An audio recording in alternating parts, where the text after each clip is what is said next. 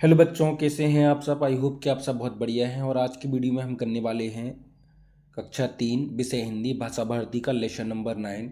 इससे पहले के लेसन मैंने करवा दी हैं, डिस्क्रिप्शन में लिंक मिल जाएगी प्लेलिस्ट की, तो वहाँ से जाकर आप चेक कर सकते हैं। आइए शुरू करते हैं। डिस्क्रिप्शन में टेलीग्राम चैनल की भी लिंक है, वहाँ पर मैं इसकी PDF दे दूँगा और अन्य अपडेट भी मैं वहाँ पर देता रहता हूँ। आइए शुरू करते हैं। इस चैप्टर में आपको लाल बहादुर शास्त्री जी की सच्ची देशभक्ति, उनकी हिम्मत और उनके बलिदान के बारे में बताया गया है। ठीक है, उनमें क्या क्या गुण थे, उनका प्रारंभिक जीवन कैसा था, कैसे उन्होंने शिक्षा प्राप्त की और शिक्षा प्राप्त करने के दौरान क्या क्या उन्होंने कठिनाइयाँ उठाईं, इन सब के बारे में इस चैप्टर में बताया गया है। तो इस चैप्टर को आप जरूर पढ़ें। आइए हम चलते हैं इसके क्वेश्चन आंसर पर, अभ्यास प्रश्नोत्तर पर। जितना भी इसमें है हम सभी को सॉल्व करेंगे और चैप्टर को भी समझेंगे। ठीक है, देखिए सबसे पहले आपको क्या दिया गया है तो मैं बता दूं। सबसे पहले आपको यहाँ पर शब्दार्थ दिए गए बच्चों। शब्दार्थ मतलब होते हैं क्या, जो कठिन शब्द चैप्टर में आए हैं उनका अर्थ आपको दिया गया है। ठीक है, कठिन शब्द जो आए हैं उनका अर्थ आपको दिया गया है। इनको भी आपको फेयर कॉपी में नोट करना है। ठीक है, जैसे कि यहाँ पर एक चीज़ दी गई है क्या, अव्वल। अब अव्वल मतलब क्या होता है, तो अव्वल मतलब होता है प्रथम और सर्वश्रेष्ठ। ठीक है, इसके बाद आपको क्या दिया गया है, निम्नलिखित प्रश्नों के उत्तर लिखिए। प्रश्नोत्तर दिए गए हैं। पहला है लाल बहादुर शास्त्री जी का जन्म कब और कहाँ हुआ। तो मैं आपको बता दूं, लाल बहादुर शास्त्री जी का जन्म हुआ 2 अक्टूबर 1904 को मुगल सराय के एक छोटे से गांव रामनगर में। तो यह इसका आंसर हो जाएगा। ठीक है, लाल बहादुर शास्त्री का जन्म 2 अक्टूबर 1904 को मुगल सराय के एक छोटे से गांव रामनगर में हुआ। ठीक है, नेक्स्ट क्या है, नेक्स्ट है कि लाल बहादुर शास्त्री जी के माता पिता का नाम लिखिए। तो लाल बहादुर शास्त्री जी के पिताजी का नाम था शारदा प्रसाद और माता जी का नाम था राम दुलारी। तो यहाँ आप लिख सकते हैं कि लाल बहादुर शास्त्री जी की माता का नाम राम दुलारी था और पिता का नाम शारदा प्रसाद था। ठीक है, थर्ड क्वेश्चन क्या दिया गया है आपको। थर्ड क्वेश्चन आपसे पूछा गया है यहाँ पे, लाल बहादुर शास्त्री की प्रारंभिक शिक्षा कहाँ हुई। लाल बहादुर शास्त्री की जो प्रारंभिक शिक्षा है वो उनके गांव में हुई। तो शास्त्री जी की प्रारंभिक शिक्षा गांव में हुई। ठीक है, तो यहाँ आप इनका आंसर लिख सकते हैं।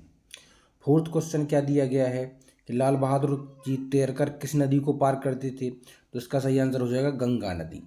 ठीक है, नेक्स्ट है लाल बहादुर शास्त्री को प्रारंभिक शिक्षा के लिए किन किन बाधाओं का सामना करना पड़ा। तो इसका सही आंसर हो जाएगा, देखो शास्त्री जी के घर की आर्थिक स्थिति कमजोर थी, फिर भी उन्होंने हिम्मत नहीं हारी और आगे की पढ़ाई के लिए वो गंगा नदी में तैर कर पार करके पढ़ने जाया करते थे। ठीक है, नेक्स्ट क्वेश्चन क्या है, लाल बहादुर शास्त्री जी के चरित्र की 2 विशेषताएं बताइए। तो उनका चरित्र कैसा था, उसकी 2 विशेषताएं आप इस प्रकार से लिख सकते हैं कि शास्त्री जी सच्चे देशभक्त, लगनशील और हिम्मत वाले व्यक्ति थे। ठीक है, अब चलते हैं हम आखिरी क्वेश्चन पर कि लाल बहादुर शास्त्री ने रेल दुर्घटना होने पर क्या किया। तो बच्चों, रेल दुर्घटना होने पर उन्होंने अपने पद से त्याग पत्र दे दिया है ना। तो देखो यहाँ लिखेंगे हम, रेल दुर्घटना होने पर शास्त्री जी ने अपने पद से त्याग पत्र दे दिया, क्योंकि स्वतंत्र होने के बाद भारत व देश के पहले रेल मंत्री भी बने थे। नेक्स्ट क्या दिया गया है, दिए गए शब्दों में उचित शब्द चुनकर आपको खाली स्थान भरना है। तो यहाँ 2 ऑप्शन दिए गए हैं, 2 में से आपको चुनकर लिखना है। जैसे पहला, लाल बहादुर शास्त्री जी में शाला तैर कर जाते थे। तो क्या तैर कर, ठीक है, बचपन में तैर कर शाला जाते थे। लाल बहादुर जी तैरने में ही नहीं पढ़ाई में भी अव्वल थे। क्या हो जाएगा, पढ़ाई में। शास्त्री जी ने शास्त्री जी को इलाहाबाद के रखा गया, क्या, जेल में। देश स्वतंत्र होने पर भी क्या बन गए, रेल मंत्री।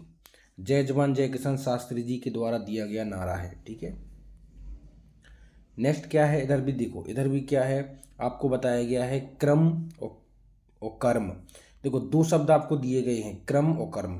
यहाँ पर नीचे की जैसे क्रा, ठीक है, और यहाँ पर आपको माँ ऊपर की 2 रकार। देखो इसमें नीचे की रकार है, ऊपर की रकार है। ठीक है, तो जो नीचे की होती है उसको बोलते हैं रकार, इसमें रकार लगी है।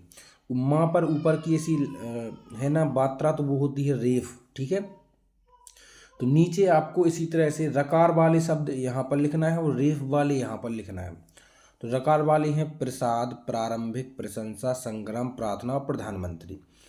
और रेफ वाले हैं सिर्फ, उत्तीर्ण, निर्णय, दुर्घटना, विद्यार्थी और वर्दी। ठीक है, यहाँ पर आपको वर्ण विच्छेद दिए गए हैं, उनको मिलाकर आपको शब्द बनाना है। ठीक है, अलग अलग कर दिए गए सभी को। तो यहाँ हो जाएगा स्वतंत्रता, है ना, प्रारंभिक, विद्यार्थी और दुर्घटना। ठीक है, नेक्स्ट है कुछ शब्दों में आ लगाने से विलोम विपरीतार्थ बनते हैं। तो आपको भी आ लगाकर इनको विलोम बनाना है, विपरीत अपोजिट वर्ड बनाना है। जैसे नैतिक का हो जाएगा अनैतिक, निर्णय का अनिर्णय, अदृश्य का दृश्य का अदृश्य, सफल का असफल। ठीक है, आ लगाकर आपने इसको बनाया है। नेक्स्ट क्वेश्चन है निम्नलिखित मुहावरों का अर्थ लिखिए। गुदड़ी के लाल, गुदड़ी के लाल मतलब होता है गरीब के घर जन्मा हुआ गुणवान बालक। दांतों तले उंगली दबाना यानी अचंभित हो जाना।